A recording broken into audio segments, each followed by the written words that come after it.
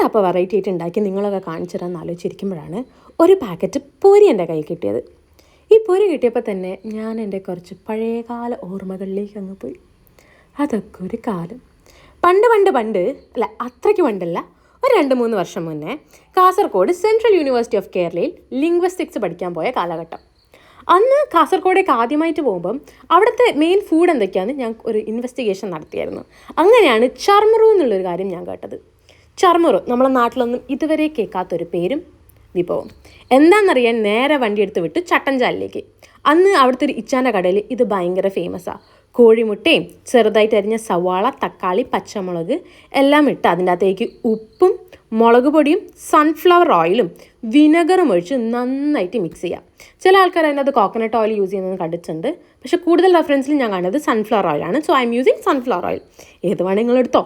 എന്നിട്ട് ഇതിനെ നന്നായിട്ട് മിക്സ് ചെയ്യുക. എന്നിട്ട് അതിൻ്റെ അകത്തേക്ക് കുരുമുളക് പൊടി ഇട്ടിട്ട് നന്നായിട്ട് മിക്സ് ചെയ്യുക. അവിടുത്തെ ഏറ്റവും വലിയ ഹൈലൈറ്റ് അന്നത്തെ അവിടെ നിന്ന് നന്നായിട്ടുള്ള മിക്സിങ് ആയിരുന്നു. അങ്ങനെ ഉടച്ചിളക്കാൻ എന്നെ കൊണ്ട് പറ്റിയിട്ടില്ല. ഇനി അതിലേക്ക് പൊരിയും കൂടിയിട്ട് വീണ്ടും നന്നായിട്ട് മിക്സ് ചെയ്യുക. ആ ഷോപ്പിലെ പേര് എൻ്റെ അടുത്ത് മറന്നുപോയി, പക്ഷേ അവിടുത്തെ ഫേമസ് സാധനങ്ങൾ ഈ ചർമുറും അതേപോലെ തന്നെ മട്ടൻ സൂപ്പും ആയിരുന്നു. അപ്പം ഈ ചർമുറ് എങ്ങനെ അവർ സെർവ് ചെയ്യാന്ന് വെച്ചാൽ, ഒരു പ്ലേറ്റിലേക്ക് ഈ ചർമുറ് ആ പൊരിനെ മിക്സ് ഇട്ടിട്ട് അതിൻ്റെ മേലേക്ക് ഒരു ബുൾസൈ ഒഴിച്ച് തരും.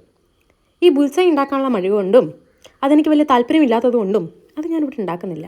പിന്നെ മട്ടൻ സൂപ്പ് അത് ഉണ്ടാക്കാൻ അറിയ പോലും ഇല്ലാത്തതുകൊണ്ട് ആ ഭാഗവും ഞാൻ ചിന്തിച്ചില്ല. പിന്നെ മട്ടൻ സൂപ്പ് എനിക്ക് ഇതിൻ്റെ അകത്തേക്ക് ഒഴിച്ചിട്ട് ഇഷ്ടമായിട്ടില്ല, അല്ലാണ്ടാണ് ഇഷ്ടമായത്. ആൻഡ് ദിസ് വാസ് അടിപൊളി.